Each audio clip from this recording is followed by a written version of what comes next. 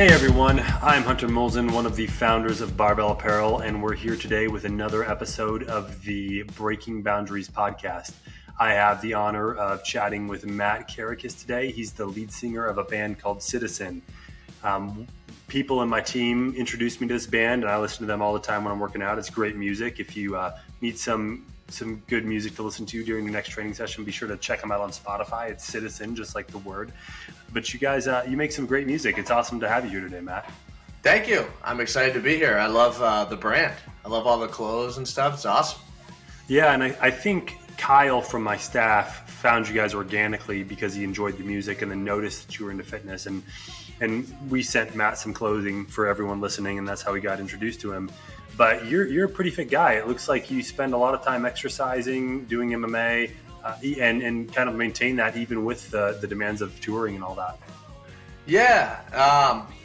Fitness has always been a huge part of my life, like most people. But I feel like it's kind of, now I feel like working out and Muay Thai and stuff, which is what I primarily do, is like more mainstream than ever, which is great. But back when Citizen first started, it wasn't. And I was kind of like, one of the few people that seemingly were frontmen, I guess, in a band that were very into it in my world of music, which would be like emo, alternative, kind of, like that kind of vibe, that was really into it. And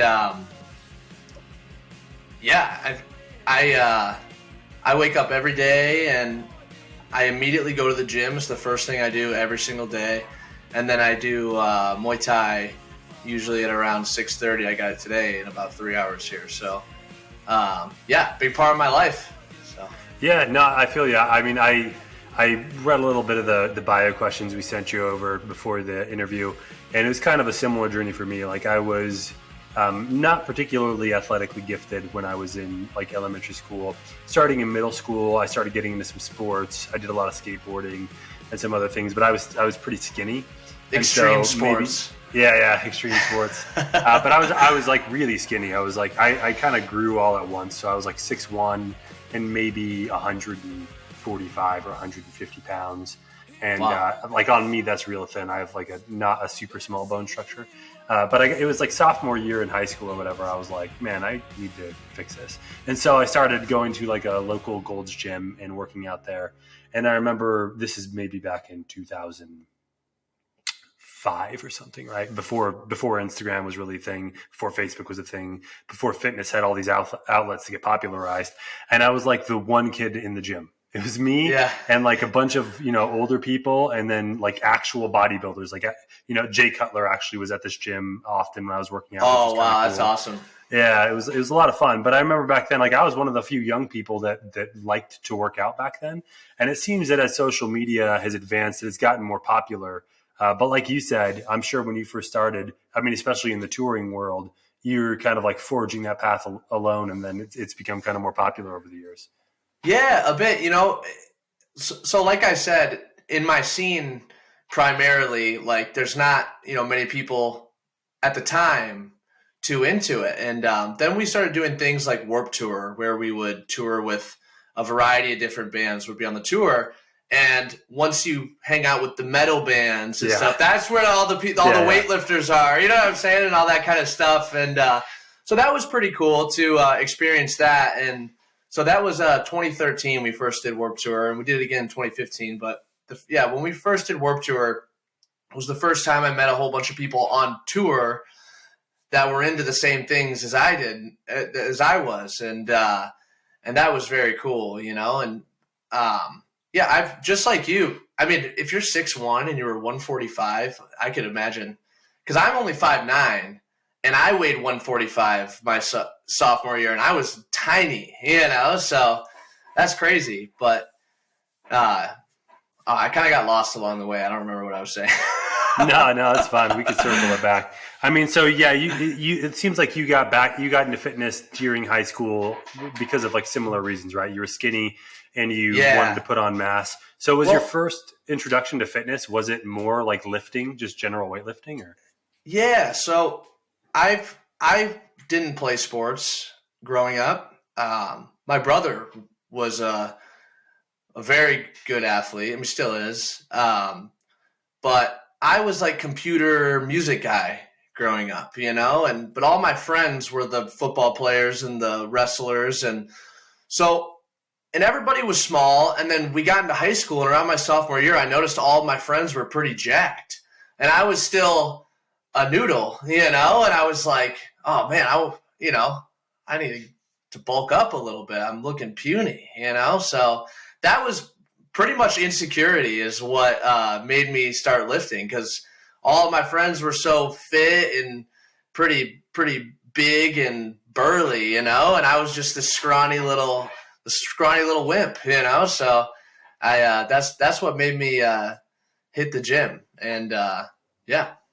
So. Yeah, for sure. Like in many ways, form follows function, right? So if a lot of your friends or your brother, whoever, were doing athletics, like they'll build muscle just kind of like by the nature of their activity. But if you feel like I was similar, right? Like I liked skateboarding. I was a musician too. Like I had dreams of being in a band at one point, and then went after a little bit and realized I would not actually like the touring lifestyle or the demands that it would take to be successful. And so pivoted out of that. But I was kind of similar. Like I didn't really play sports. And I didn't like team sports. And so I didn't really have this kind of hobby that would foster building muscle or physique or anything like that. And then I found weightlifting, and I really liked that. And I enjoyed kind of that I could do it alone. I could measure progress. It kind of like appeals to the inner nerd, right? Like weightlifting is like, well, I can kind of like systematize this, break it down. I can watch how my lifts go up. I can see how my weight changes on the scale. And if you're a musician too, weightlifting is perfect, because if you're writing music, I go to the gym and I'm just getting a pump on, and I'm listening to the demos, or I'm listening to, it's like what you said, like, oh, I could do it alone. I don't like team sports. I like that as well. And that's a good point that I've actually never thought of, is you could kind of like digest all your other hobbies within weightlifting. You know what I'm saying? So that's kind of cool. Yeah. Yeah, for sure. And like you can't tell because you're wearing this baggy shirt. It's the style right now. But if people go look at your Instagram, like you've definitely you're not skinny anymore. You've put on some serious amounts of muscle mass, and you managed to maintain that and be consistent with it while being a touring musician. So first off, I think it could relate really well to anyone that has strict demands on their time, or maybe finds themselves challenged in terms of like a regimen to be able to get into the gym and adhere to like nutrition and sleep and lifting. You're able to do that while touring, which is probably one of the more physically demanding jobs in terms of like you're sleeping in a different place every night. You're up late because you're playing shows, and you still have to manage to eat well, sleep, and get to the gym. So why don't you tell us a little bit about what your touring schedule is typically like, and then how you manage to squeeze fitness into all of that? So when you're on tour, at least at like, a lower level of touring, right? We're not playing arenas, and we don't get catering. You know what I'm saying? Not yet, right? Not yet. Yeah, of course, right? One day we'll make it. No, but you pretty much, so you wake up and you eat at gas stations all day. You go to Pilots and Flying J's, and I found that in terms of eating, it's hard because like when you're just driving all the time, you want to be like, you want to feel happy and you're not happy, or you're riding in. So like, what do? You stop at a gas station. Your first instinct is like, oh, I want this Carmelo bar. Or, oh, I want this bag of Sour Patch, which I still to this day indulge in, knowing I shouldn't. But, like it just being overall uncomfortable and you're not getting good sleep creates bad habits. So you gotta remember that, and that's something I've been doing lately. So it's like, so if I go to the gas station, I just on tour, all I do is count my protein. That's all I do. I noticed that if I just get like, I don't know, my body weight and a half in protein a day, like I usually I hold whatever physique I have at the time or whatever, level of whatever. So I pretty much, my rules are just, is it fried? don't eat it. Is there sugar in it? I guess depends on how much, but don't eat it. So, I go to gas stations. I opt for the natural section. So there's the prepackaged hard-boiled eggs and the Chobani yogurts. And I do get bags of beef jerky, though. So I'm pretty sure that it's really high in sodium, right? I've heard conflicting things. Is sodium bad or is it good? I don't know. I think it depends on who you ask, but some people, I think people in the more like traditional medical community might have less good things to say about it, but some people in the athletic space have a lot of really great things to say about it. So I don't know, not an expert, but I'm sure you're fine. And it's a great way to get protein for sure from a gas station. That's probably like one of my go-to snacks if I'm on the road too and need to get some protein in. And it looks like, like that's worked well for you. You obviously, if you're just monitoring protein, you're getting enough of that in to maintain your muscle mass, and your body composition, from what I've seen in your Instagram, looks pretty good. So it's not like you're overeating either. Do you do anything specifically to make sure you're not overeating, or do you just kind of think you have a good intuitive sense of how that comes together? No, yeah, if I eat a lot of bullshit, you know what I'm saying, then I fall off. But if I'm eating smart and I am fortunate to be able to indulge in food very much so without putting on a lot of weight, so it's just my personal experiences. I could eat, as long as I'm not like loading up on the carbs, really, you know what I'm saying? But I feel the best when I eat carbs, right? Yeah. So like, it's this like, I don't know, but yeah, I just eat until I'm full, and I try to eat not heavy things on the road specifically. When I'm home, I do like sweet potatoes and steak and, stuff that I cook, and which is actually kind of a new thing. I notice as I get older, like I can't get away with as much, because I used to be like a McDonald's, Taco Bell guy, and I'd go crush 2 Big Macs after a workout. I'd crush a few McDoubles before a workout, and it's funny how I used to do that, and I would feel like ready to go and like really strong. And now I do that, and I'm like, I feel like I want to take a nap, and I feel horrible, and I get heart palpitations. You know what I'm saying? It's horrible. Yeah. So yeah, it's funny to hear. So you're 28, saying like as I get older, but I do think that like there is a shift somewhere in your mid 20s, like maybe 26 or 27 was right when I was like, man, I can't just kind of like do whatever I want anymore. I have to be a little bit more intentional about this.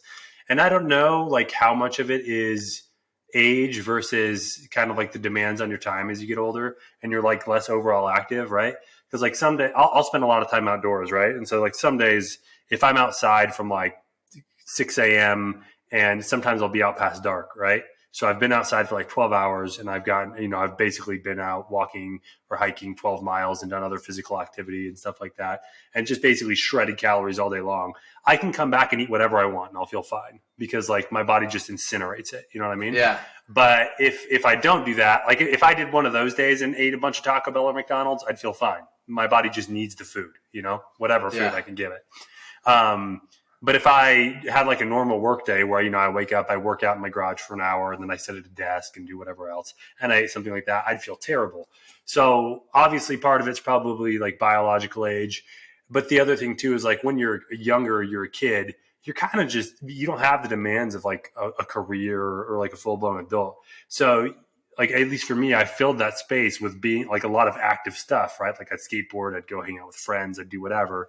And so you are just kind of like, you know what I mean? Like I remember when I was a kid, I'd be so hungry after I get back from like a day of doing whatever. Yeah. And that doesn't happen as an adult unless I've done something like purposefully active. So I think that plays into it a little bit as well. And then like for you, when you're at home, right, you say you wake up and you're working out in the morning and then doing Muay Thai at night. Like that's a pretty active schedule. Are you doing that like regularly every day during the week when you're at home?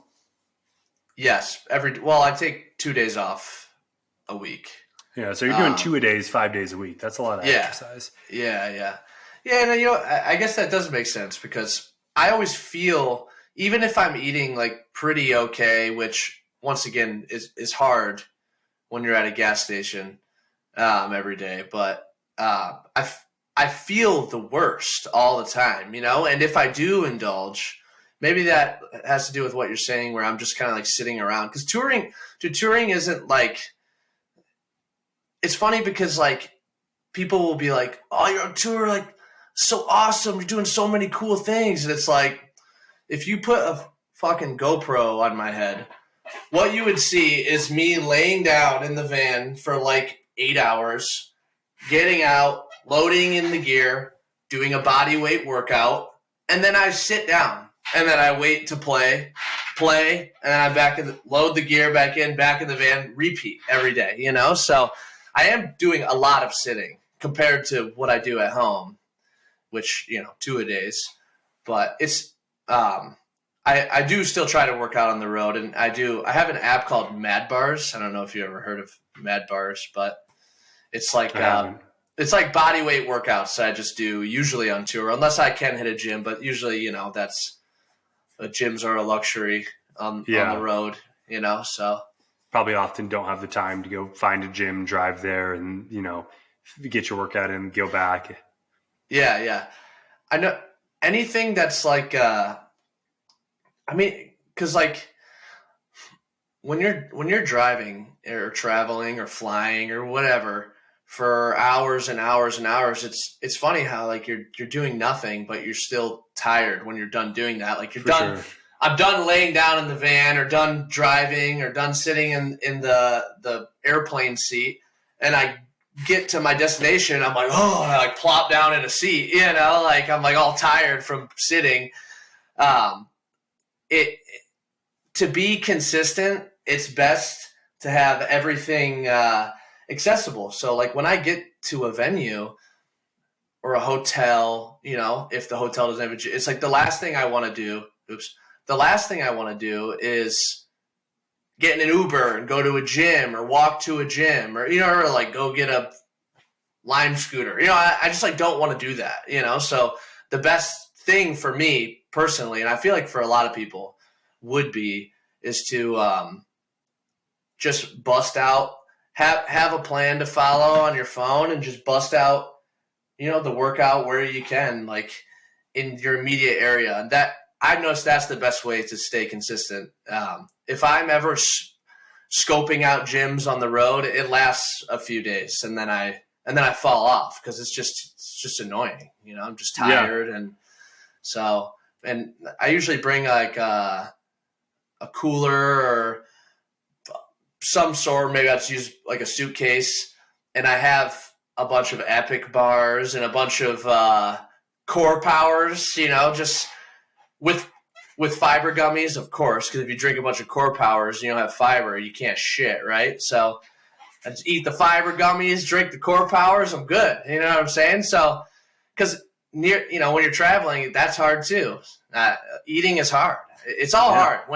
If you're not at home, you don't have the grocery store, like it's very easy to indulge in things that are bad because you're uncomfortable and you're tired, just everything. You just want quick reward. And how do you do that? Like junk food. And, you know, at least that's my personal experience. So. No, I think there's a lot of interesting things to unpack there. I mean, it seems like whether you're doing this consciously or not, like you've basically been able to remove a lot of barriers to adhering to kind of like your fitness goals where you're traveling, right?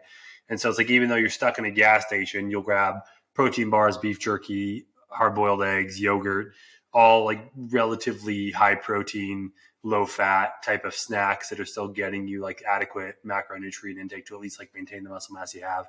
And then squeezing in body weight workouts where you can, also again, helping you maintain the muscle mass that you have. And then when you're not on tour, you just hammer the gym. And that's probably where I'd guess you make most or all of your progress on your lifts and stuff like that. And then it's kind of like back to tour maintenance mode. And then you kind of go in these cycles. But I think that it's really good advice whether you mean it to be advice or not, for someone that does have to travel like that, it's like you can make it work, right? Like it may not be ideal, and you may not be able to like pile on a bunch of extra muscle while you're touring, you're traveling, whatever, but you can maintain what you have in pretty suboptimal conditions, right? Like surviving on beef jerky and yogurt and doing some push-ups. So I think that the fact that you're able to make that work is pretty cool. I don't think you even under very bad conditions, like I don't even think you lose muscle until like a month. Like the feeling of being depleted, or I don't know if that's factual or not, 2 to 4 weeks, somewhere around there. Like, yeah. But the feeling of being depleted doesn't mean you actually have lost progress. You know, you could be lacking electrolytes, you know, or whatever, like dehydrated as fuck. Like every time I leave for tour, I always feel pretty good and I feel pretty full. And even if I am on my best behavior the whole tour, I come home feeling very flat and depleted. But after 4 or 5 days, I'm like pretty much back to where I was. See, does that make sense? I don't know. No, for sure. I mean, I'd guess most of the depletion you feel is probably nutrition related, because you're basically just cramming yourself full of like protein and nothing else. Very low carb on tour. Yeah. And that, I feel like that contributes a lot to it. So. Yeah. I wonder if that's part of how you're able to keep like a pretty reasonable body composition too, is like accidental cyclic dieting. Like you're eating like a bunch of healthy carbs and stuff while you're at home working out hard. And then when you go on tour, you're basically doing like high protein, low carb diets just because that's your only option, unless you want to eat total just like basically junk food. No, that's pretty interesting. Yeah. It's worked for me personally. And touring is, I mean, it's great because I love playing shows. And I love music because, you know, that's the whole thing, right? But every other part of touring, I muscle through it. I would much rather. I'm very. I like routine, and you don't get that on tour. I mean, you have some sort of routine because you're going to the same gas station every day and driving the same, but it's just not a good routine. It's not a good routine, you know. I like waking up and going to the gym, taking a shower, get on my computer, do whatever I want, go work out again, and you know, like, just I don't know. So yeah, for sure. No, I think it's interesting. You know, when I was late high school or early college, maybe, and I was like, you know, maybe I want to take a shot at being a musician. I was in a band and everything, and I did some like things that were similar to touring, and realized like I hate this. I don't want to do that. And it's like it seems like it was like an indie rock band. It's if MySpace was still around, you could listen to the music, but it got all deleted in the purge. But it seems like, right, like touring probably only becomes cool if you're like one of the mega bands, right? Like you're on private jets and in like 5-star hotels. Then it might not be so bad. But below anything besides like the top highest tier, it's a big grind. Like it's a lot of driving and sitting around, and like you said, not having any of your creature comforts and kind of like surviving off of whatever food you can find. And you know, you just miss your family, just all that kind of stuff, you know. So it's just, and you know, I don't want to sound like I'm complaining by any means. I would much rather be on the road for a few months and then get to do whatever I want than be working at wherever, you know, personally. So I don't want to sound like I am complaining, but you know, just traveling is tiring. And yeah, for sure. And it's not so much a complaint, I think, as much as just like pointing out the realities of it. Like, yeah, it's awesome. You get to do something that's probably a lot of people's dreams, and you admittedly enjoy the cool parts of it, but it does have parts that a lot of people probably don't realize are not that fun. Right. You mentioned missing your family. You got married recently. Does your wife come with you on tour, or does she stay back at home? No. So she is a nurse in the Army. So she got stationed to Virginia, and I moved out to Virginia with her. So she can't really travel because of the military. Gotcha. So yeah, we're out here right now. So I guess I miss my family all the time at this point, you know. But this is we'll be back in. I'm from Toledo, Ohio, so we'll be back in Toledo in a like a year and a half or so. So Yeah. So when you're on tour, she's stationed, so you guys are apart when you're touring. Yes, yes. Yeah. Yeah. So that adds to the challenge of it all, I'm sure. Yeah, she's not a musician, so I mean, well, I guess she dabbles in things, but she doesn't tour, so she, I don't. Even if she wasn't in the military, I don't think she'd really be on the road anyway. Yeah. So, Yeah, for sure. But yeah, I've been touring for like 10 years at this point, so I'm, numb Used to to it at this point. Yeah, I'm numb to it.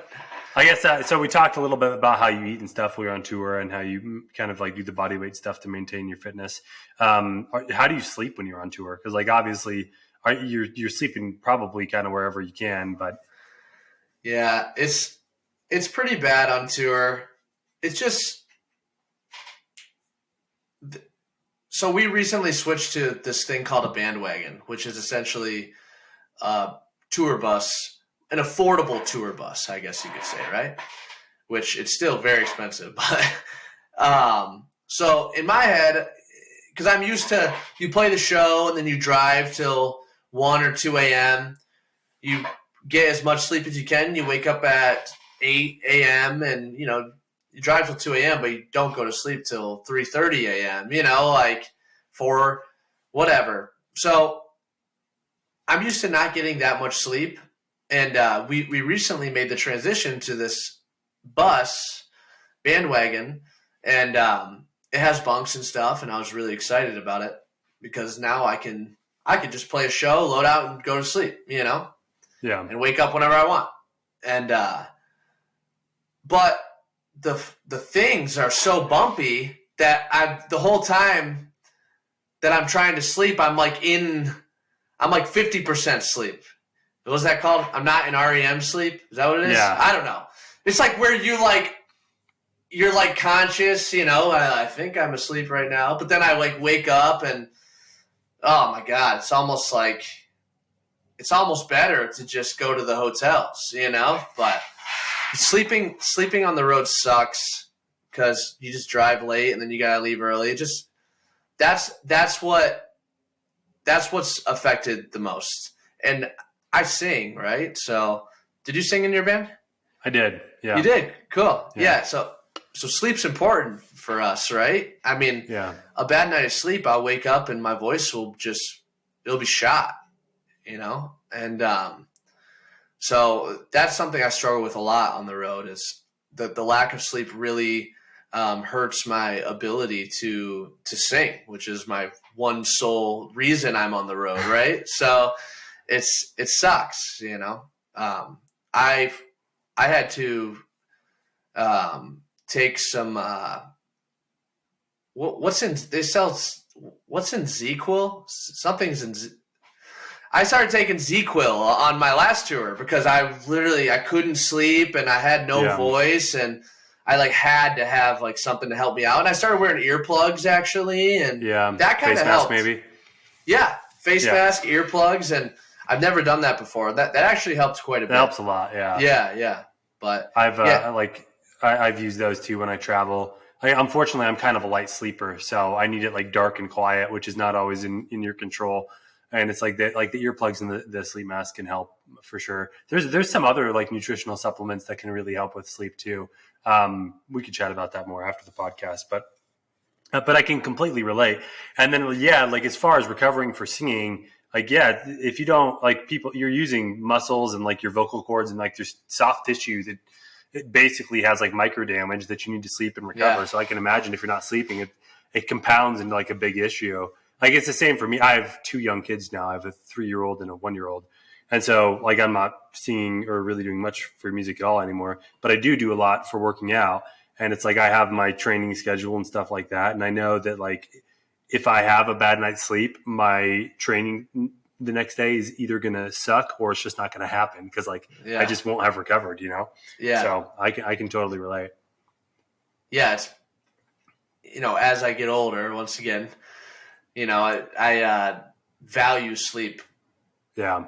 So much more. It's just crazy to think about when I was 18 and I could just pull an all-nighter and then I'd go fucking rip an insane workout in the morning. And you know what I'm saying?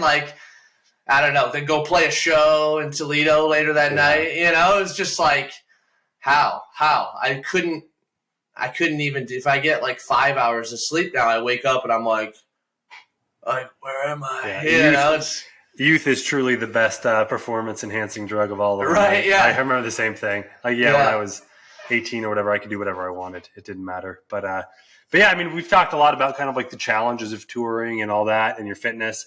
Let's talk about some of the good parts of your musical career, because obviously you've done something that a lot of people try and never achieve, which is to be able to make a living being a band and touring.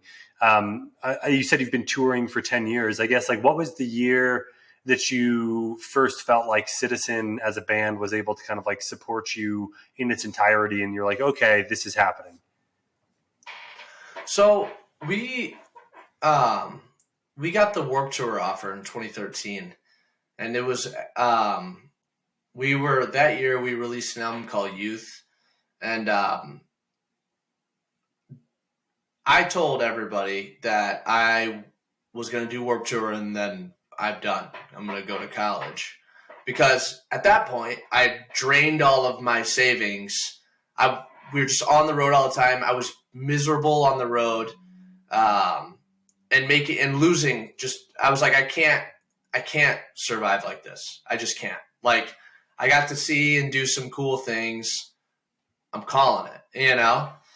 And then we did Warped Tour, and it was great. And after that Warped Tour, I got my first paycheck from Citizen, you know? And I was like, maybe I could. And granted, it wasn't shit. It was literally like, maybe, I can't, $900 to $1,000. It was like something like that. And I was like, whoa, you know what I'm saying? I couldn't even believe it. I was like, oh my God. I was just gone for 8 weeks and made that, you know, it was like, so I was like, whoa, like maybe this could be a thing, you know? So I was like, okay, you know, like ride this out a little bit longer. And, thankfully, things just worked out really well for us. There's a lot of bands that are way better than us and way more talented in every aspect. You know, I know like 4 chords. I'm writing a song. I wrote like 100 songs. They're all the same song. I'm not doing anything cool. Yeah, they're literally all the same song. So, and there's so many people that don't get that stroke of luck that we got. And very thankful for that, you know. And I'm pretty happy I decided to to not be a quitter, right? So yeah. Hey, you can do a lot with 4 chords, right? Like Blink-182 is one of the biggest bands ever. There you go. There's another chords. Example. Yeah. Yeah. But no, that's cool, man. So do you feel like you mentioned luck, and that luck was obviously a component? I guess, how much of your success do you attribute to the luck, and how much do you attribute to the kind of hard work aspect? Because you mentioned that you know bands that are maybe more talented or better musicians, but the work is kind of like a component inside of your control too, right? Being able to tour and put up with the grind and put yourself kind of like in the way of success. I mean, to an extent, like yeah, like you have to tour and you have to put yourself out there. Like if you want to do anything in art, I mean, you could be an oil painter. Like you have to put yourself out there. But the truth is, like, some things just don't stick for whatever reason. And I have no idea. There's bands that I love that can't draw 20 people to a New York show. And it's like, why? Like, they're amazing. You know, I truly don't get it. There's bands that tour way more than Citizen has or ever had, and they don't do very well, and they're better than us. And it's like, I don't know why, you know. I think Citizen came up at a time where the internet was Tumblr was a big thing at the time when Citizen was first starting, and people on Tumblr loved us for whatever reasons. You know, it was like emo was like a big thing on Tumblr, and we caught a wave, luckily, and that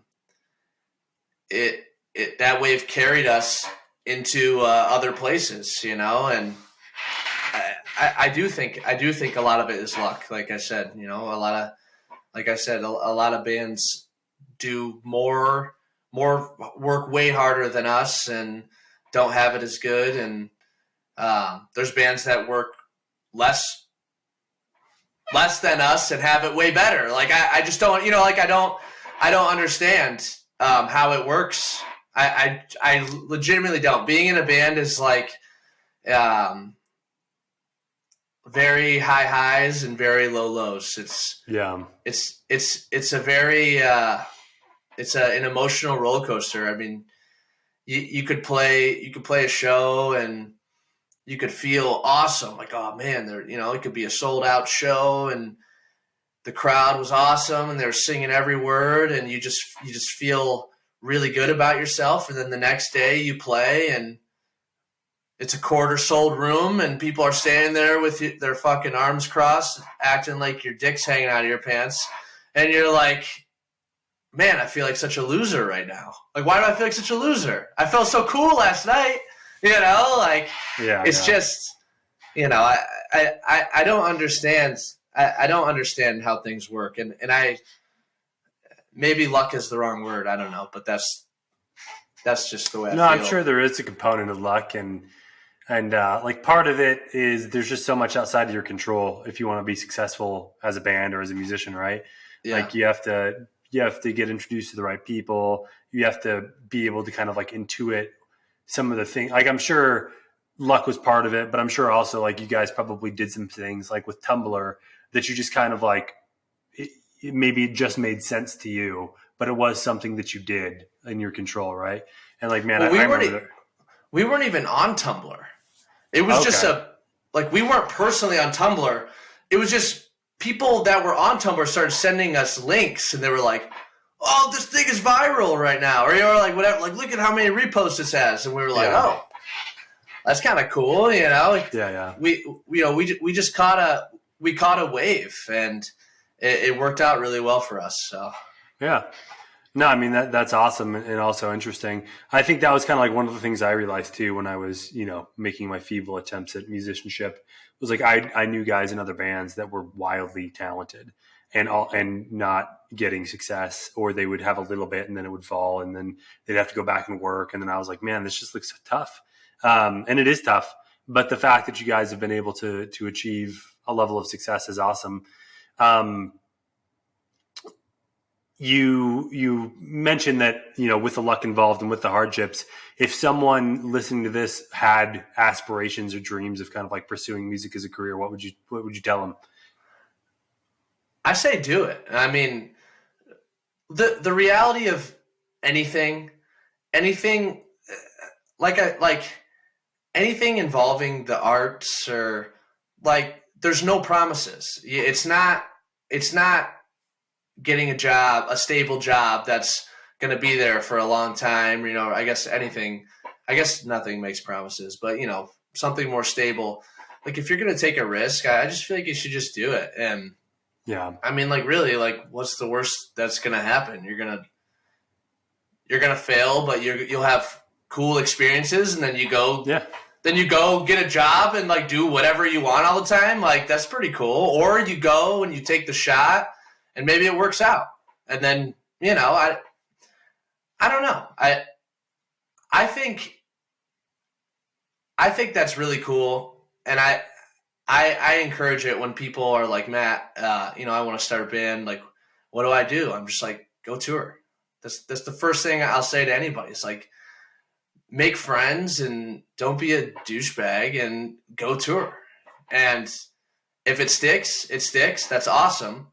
If not, like you wrote some music that you love and you traveled and you saw a bunch of things and you made a bunch of friends. Now you got friends everywhere. That's awesome. You go back home and have all these friends and experiences. That's awesome. Like that's one of my probably my favorite thing about touring is, I know so many people and most of my closest friends, people I talk to every single day, I FaceTime every day. Like they're not people from Toledo, they're people that I met on tour or that I met through the band. Like the band has given me so many relationships that I value so much. And that's the coolest part about being in a band. So I would never want to rob anybody of that experience. I think everybody should experience something like that, you know? Yeah, for sure. It's better to live with like having tried and failed than the regret of never having tried at all, right? Yeah, Like, exactly. I did enough with my musician stuff when I was younger that I'm totally comfortable with how that went. Like I tried, I realized I didn't like it. I'm good. I don't have to live wondering what would have happened. And if someone wanted to pursue it more than I did, obviously, I think you would be much better off like giving it a real shot. And if it doesn't work out, like it doesn't work out. But like you said, you'll have the memories and the experiences, and you'll know that you tried. And I think that's really good advice. And wouldn't that would even apply to like you, like with barbell apparel, right? Like that's a risk. Like you know how many people I know that started clothing companies that it's not a clothing company anymore because nobody bought it. Like you took a risk and now you're chilling in your seemingly very nice house, drinking with your kids. And, you know, I think everybody, I feel like if you have an idea that you should just take a nice swing at it. And if you fail, I mean, there's no shame in failing. There's so many people that don't even do that. So yeah, why not? Right? No, for sure. Yeah. And I mean, that's an interesting comparison because like, barbell apparel was a wild risk to take and also involved a decent amount of luck. And business has ongoing risks, right? Like barbell apparel could still go out of business one day. Who knows? Knock on wood. Hopefully it doesn't. But even if it did, like I know that we've done the best we could have done. And I'm very proud of what we achieved no matter what happens in the future. And I think that's like the best way to live your life, right? Is like, don't wait till, some unknown future date to pursue the things that are meaningful to you or that you want to try. Like try them now. And like I said, the worst that can happen is it doesn't work out, but at least you tried and now you know. Yeah. So. Yeah. Words to live by, Yeah, for sure. No, it's awesome. I guess what do you guys have on the future plans for Citizen? So we're doing we just a few months ago we finished our last tour for the year, and we're actually doing a new record in February is when we start recording. So there's that, and next year is the 10-year for youth, so we're thinking about doing a couple shows for that. So everything is just kind of, we have a very open year next year, and we're kind of figuring out what to do and what we want to do and what feels good, and clean slate, really, besides recording. That's 100% happening in February next year in LA. So, nice. Yeah. No, it's awesome. I'm excited to hear the new music when it comes out. Well, Matt, thank you for taking the time to chat with us today. It's been a fun conversation. If our listeners want to follow along with you, obviously they can listen to Citizen on Spotify or Apple Music or wherever else people get music. I listen to it on Spotify, but cool. Where should they, if they want to follow you along personally, where should they do that at? Citizen the band is the Instagram. Nice. Citizen MI is the Twitter. Even though I guess we're from Toledo, I grew up in Lambertville, Michigan, which is like right on the border of Ohio, where Toledo is. So I started Citizen. It was Michigan, but everybody is from Ohio, But yeah. So awesome. Cool. Well, we'll be sure to follow along. Look forward to hearing the new music once it's released. But again, thank you for taking the time to chat today, and we'll have to chat again soon. Hell yeah. Thank you for having me. I appreciate it. Likewise.